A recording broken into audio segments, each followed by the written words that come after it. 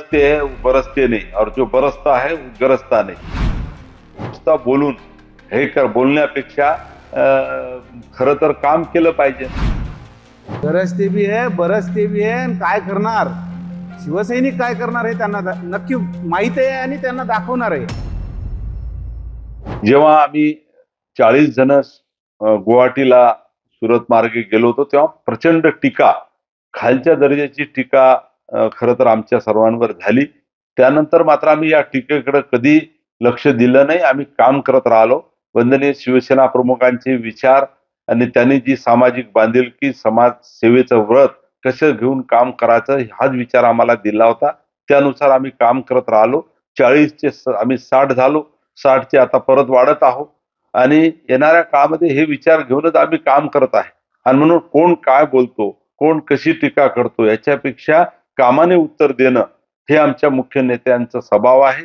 आणि एकनाथ शिंदे साहेबांनी राज्याचे मुख्यमंत्री असताना सर्वसामान्य माणसाला केंद्रबिंदू मानून ज्या पद्धतीने निर्णय घेतले आणि आता सुद्धा ज्या पद्धतीने ते काम करत आहे तर आपल्या सर्वांना हे नक्कीच कळलं असेल की त्यांच्या मागे शिवसैनिक आणि शिवसेनेला मानणारा वर्ग मोठ्या प्रमाणात येत आहे. उडवण्याची भाषा जी आहे तो मन आहे जो गरजते है वो बरसते नहीं और जो बरसता है वो गरजता नहीं. तर आता कृती कोणासाठी आहे, कोण काय करून राहिला, नुसता बोलून हे कर बोलण्यापेक्षा खरं तर काम केलं पाहिजे. आणि आज आम्ही ज्या पद्धतीनं काम करतोय बोलण्यापेक्षा काम करणं याला आम्ही महत्व देतो आहे. आणि म्हणून बोलायला तर आता बऱ्याच गोष्टी स्टेटमेंट झाले, बोलल्या गेलं, परंतु काय झालं हे सर्वांनाच माहित आहे. आणि म्हणून त्याच्याकडे लक्ष न देता जी बांधिलकी लोकांशी आहे, नागरिकांशी आहे, विकासाच्या संदर्भात आहे, त्या संदर्भात आम्ही सर्वजण काम करत आहे.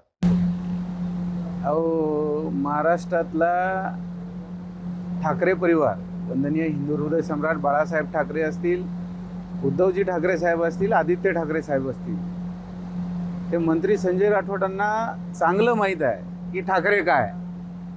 येणारा काळ दाखवेल त्यांना.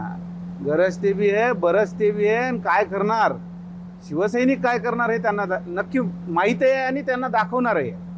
त्यामुळं ह्या वल्गना वरचे नेते तुम्हाला बोलायला सांगतात, अरे तुम्ही 2022 मध्ये गद्दारी केल्यानंतर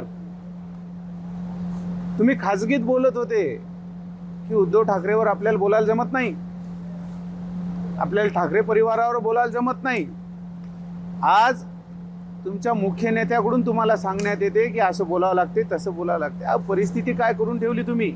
2022 मध्ये जे गद्दारी, ही गद्दारी शिवसेना प्रमुख वंदनीय बाळासाहेब ठाकरेंना खऱ्या अर्थानं मान्य झाली असती. अहो वंदनीय शिवसेना प्रमुखांचं नाव घ्यायची तुमची कोणाचीही लायकी नाही. आणि तुम्ही ठाकरे परिवारावर जर असं बोलत असाल तर येणारा काळ शिवसैनिक तुम्हाला दाखवून देईल.